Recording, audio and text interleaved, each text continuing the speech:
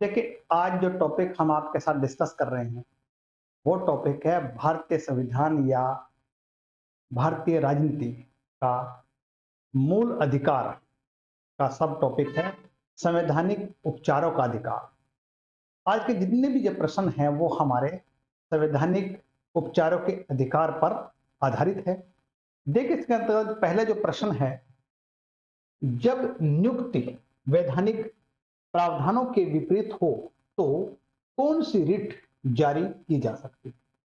यानी देखिए, जब नियुक्ति वैधानिक प्रावधानों के विपरीत हो तो कौन सी रिट जारी की जा सकती है? ए परमादेश यानी मंडामस, बी उत्प्रेषण यानी सर्टिओरेरी, सी अधिकार परीक्षा, डी यानी क्यो वारंटो, डी प्रतिषेध प्रोहिबिशन। देखिए, आंसर बनेगा इसमें अधिकार परीक्षा यानी सी आंसर बनेगा इसका। देखिए आप,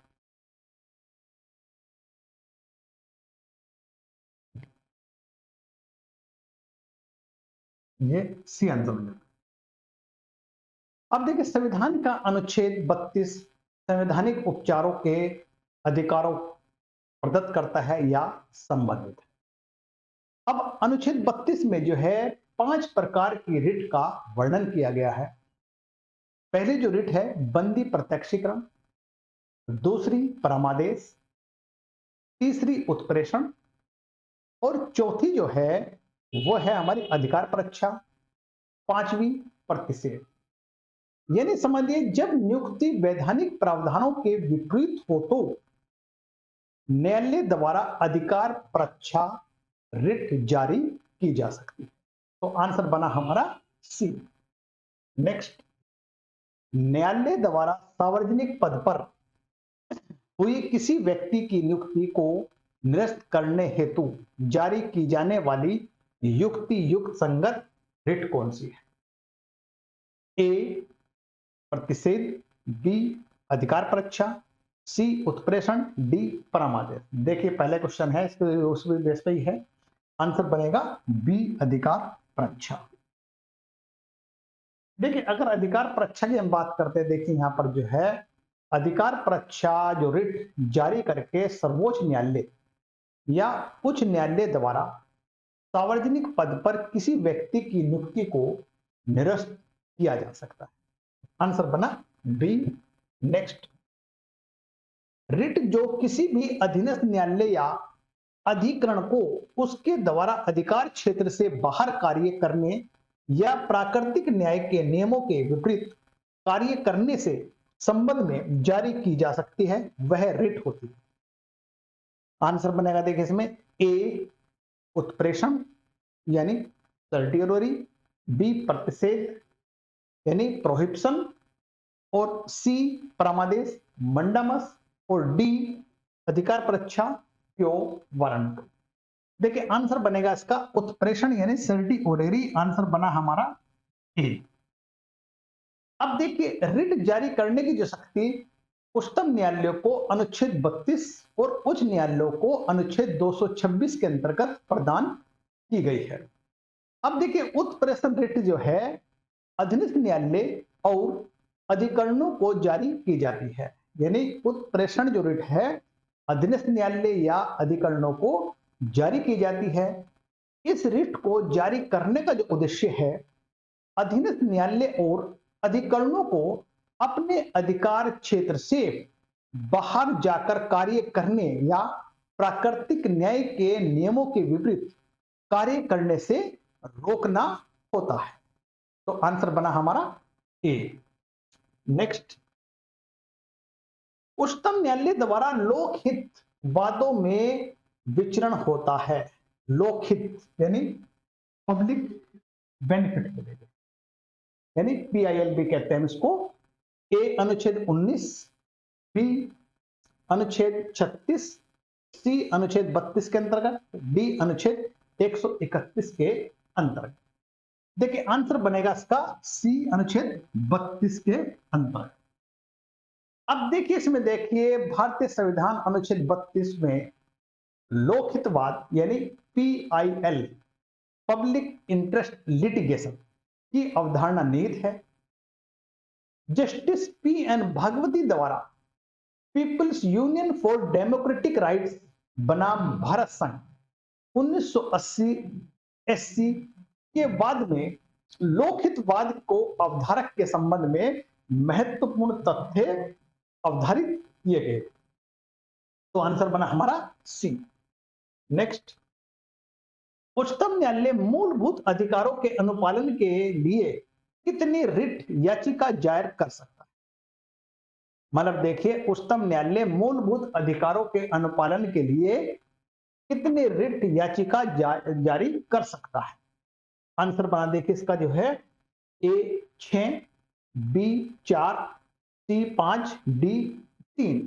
आंसर बनेगा 5 यानी सी। जो मैं पहले भी एक बार बता चुका पहले क्वेश्चन में, वो जो रिट थी 5 थी।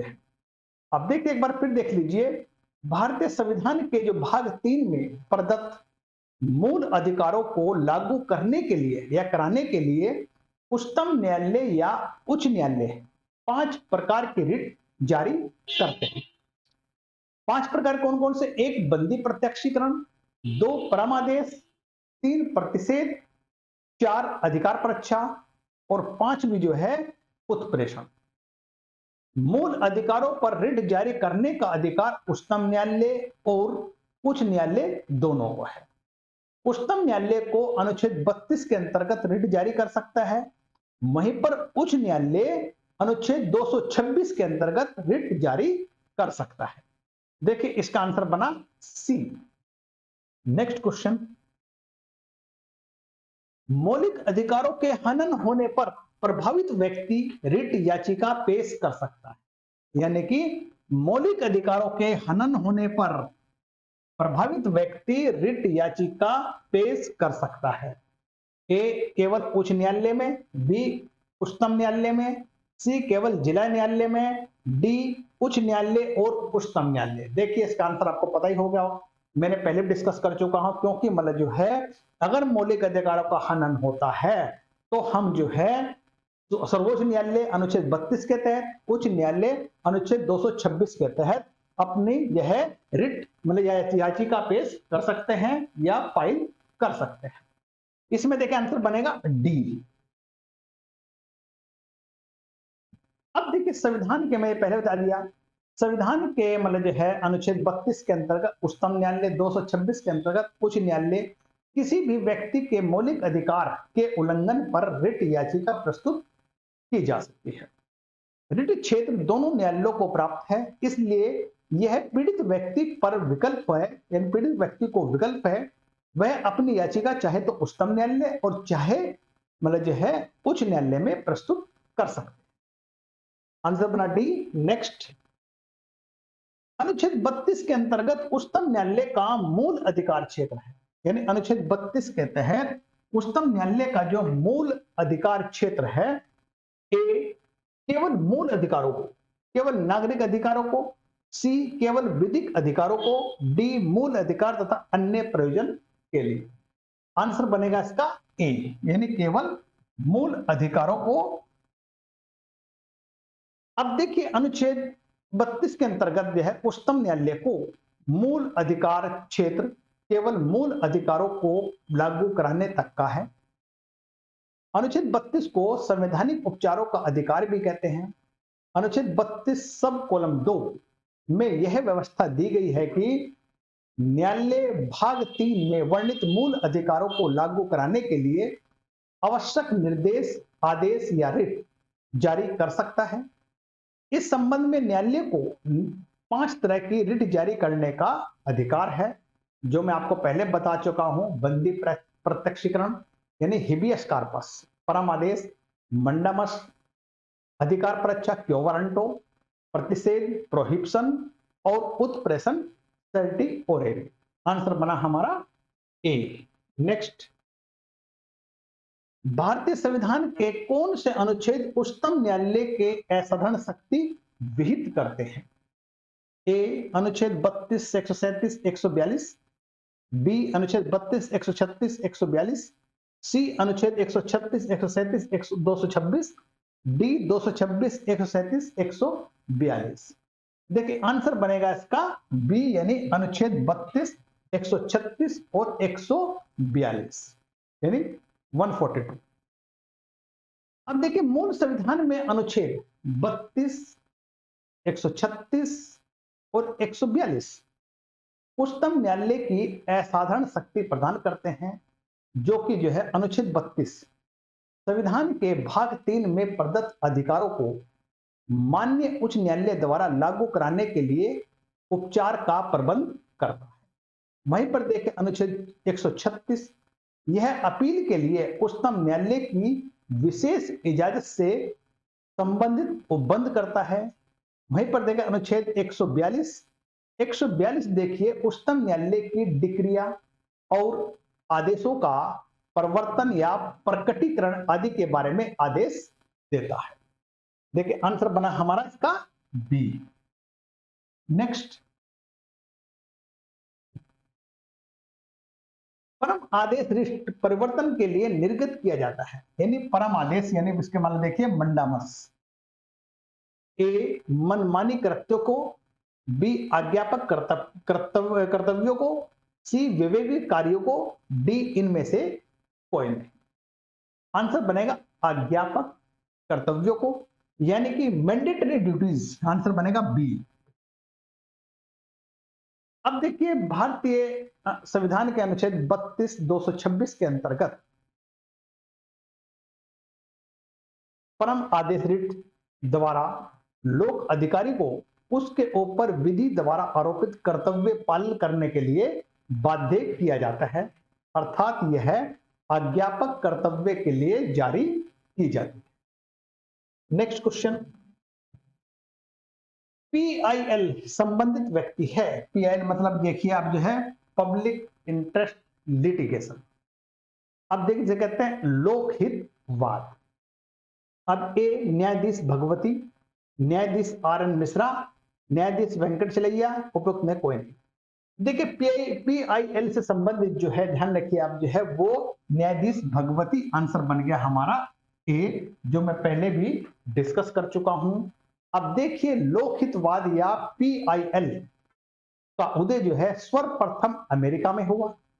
वहीं पर देखिए भारतीय संविधान के अनुच्छेद 32, 226 में लोकहितवाद दाखिल की जा सकती है और न्यायाधीश पीएन भगवती ने को लोकहितवाद का जनक माना जाता है, यानी एसपी गुप्ता बनाम भारत संघ एवं people's union for democratic rights Bharat संघ में इसे संबंधित।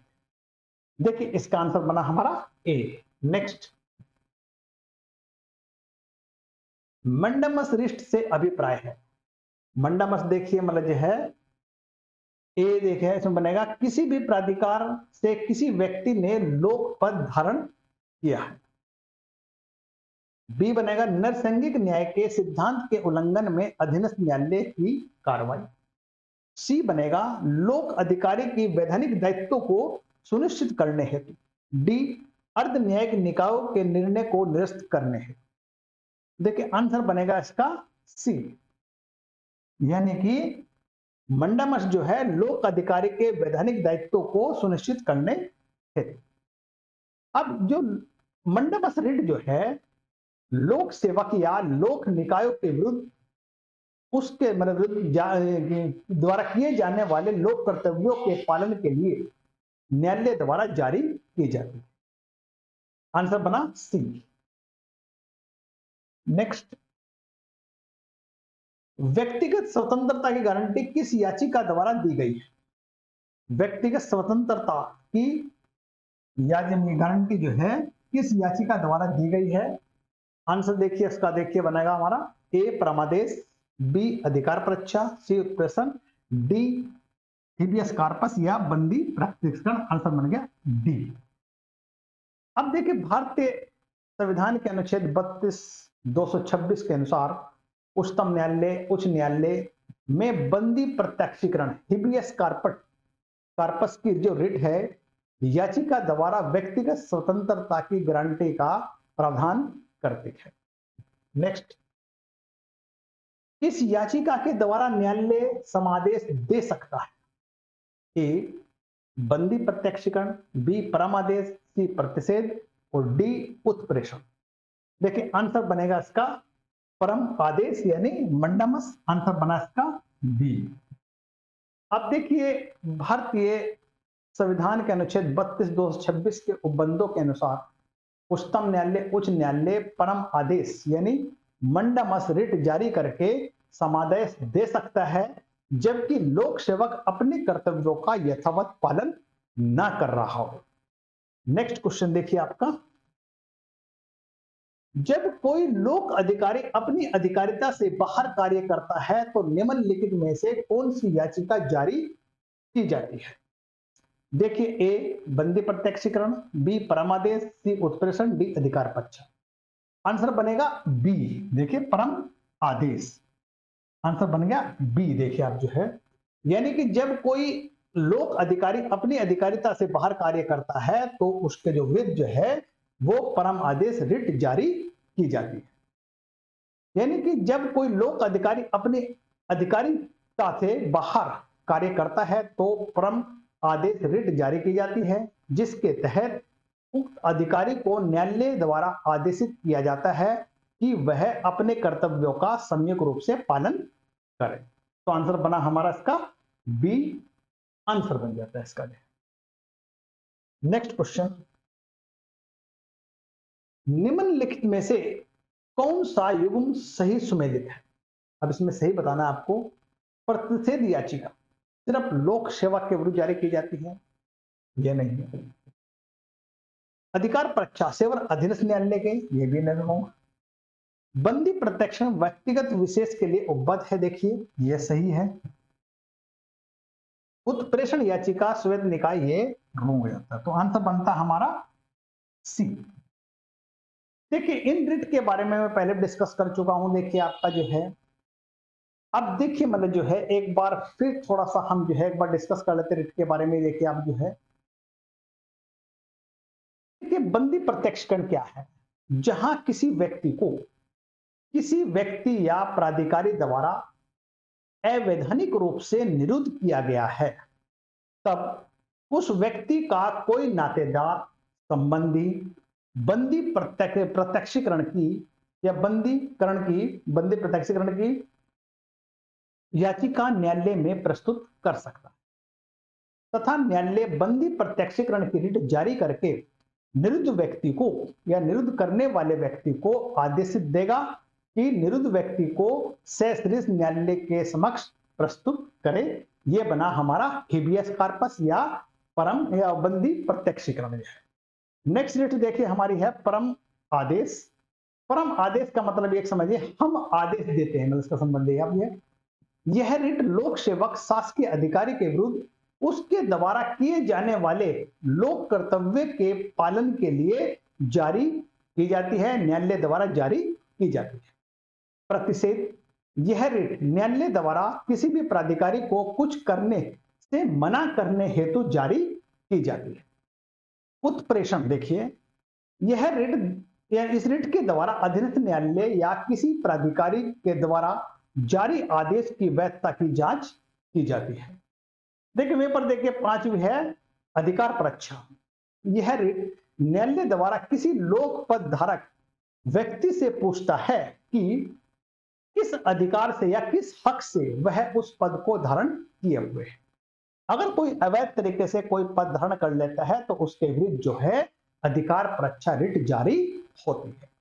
देखिए मैंने ये पूरा संवैधानिक उपचारों का अधिकार समझाया आज आपको। जो कोई भी क्वेश्चन अगर आपको ध्यान से देख लेते हैं तो मुझे नहीं लगता कोई क्वेश्चन आप गलत करेंगे, सारे सही हो जाएंगे। चलिए इसमें इतना ही है। ओके।